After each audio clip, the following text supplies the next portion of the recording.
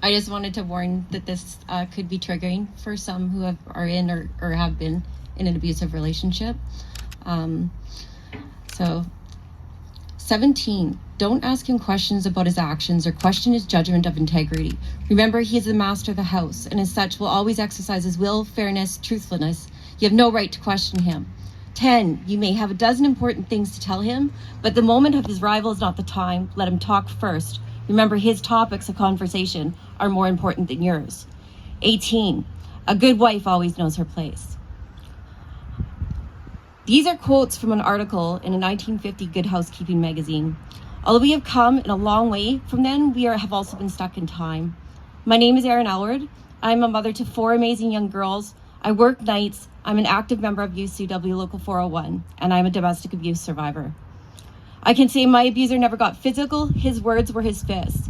My day went like this: arriving home from my shift around 5 a.m. in the morning, taking 10 minutes to unlock the door because you had to be so quiet to the point that you almost ceased to exist. Making sure that door didn't creak when it opened, visions and memories up from many times when you weren't quiet enough running through your head. Shaking, holding back the tears back as he would come storming out of the room, yelling and screaming at you so loudly that the girls would wake up.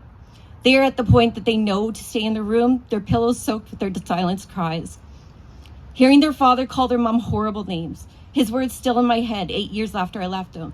Effing stupid lazy C, you are so arrogant. You only think about yourself. You think you can call yourself a wife. You aren't any kind of a mom. You're effing up the kids. You're effing crazy. There's something wrong with you. Your kids are better off without you. No one likes you. Everyone hates you. They just put up with you because of me. You're lucky you have me. Most men would have knocked the shit out of you by now. This would continue all day long. I had to make sure to never show emotion. If I cried, I was being too emotional. If I answered, it would get worse. I was so good shutting off myself at the end that I could disappear in my head and keep my face straight, even though he would be screaming at the top of his lungs, his face so close to me that I could feel his breath on my face. I could taste his anger in every breath. If I was lucky enough to not make noise, I would go sit for an hour and try to sleep on the couch because I did not want to wake him. Then I would be up for the day taking care of the younger ones that did not go to school and getting my oldest out the door for school. Hopefully he would be gone for the day. My girls and I would have fun in those moments. We would turn the music up. You would hear the sounds of children in the house till you heard his vehicle coming up the road. That music would get turned off. The girls would run to their rooms. The house would be quiet. This would be the second round. You would have to tiptoe around. You see, I'm still to this day horrible at putting away clothes. The only sleep I would have gotten would have been maybe an hour when I get home and 2 hours at nap time. First, it would be commented how disgusting the house looked, how lazy I was. I work all day and come home to this shit. My job wasn't as tough as his, so it didn't compare to him.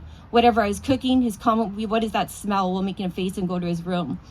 I would get the girls dished in and then let him know that supper was ready. He would say nothing, then stay in his room for an hour or more, coming out to eat when it was cold.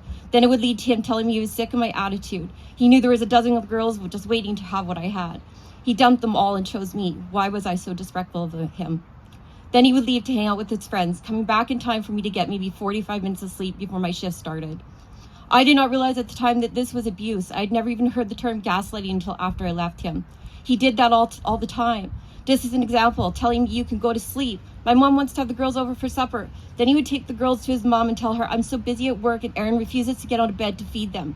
Can you feed them supper tonight?" Telling his friends that he had to be home at night because I was out partying every night. Most didn't even realize that I was working. Had I known these signs, I would not have gotten to the point that I did. That last year, when I couldn't handle the thought of another day in that house, my jail for 17 years, I asked for a transfer. It took a year. A constant state of panic attacks, thoughts of suicide in my head. I had letters written to those that I cared about sitting right next to a box of shiny new blades in my locker at work. Many nights where I would collapse in a quiet area of the store trying to fight the tears, struggling for every breath. I didn't really even at the time think I was in an abusive relationship. I thought I was so thoroughly screwed up, mentally crazy. This is the power that abusers have. The way that we get rid of that power is education. You know that women at work, that woman at work that jumps from the slightest sound, says I'm sorry for everything even when there's no possible way that it's their fault.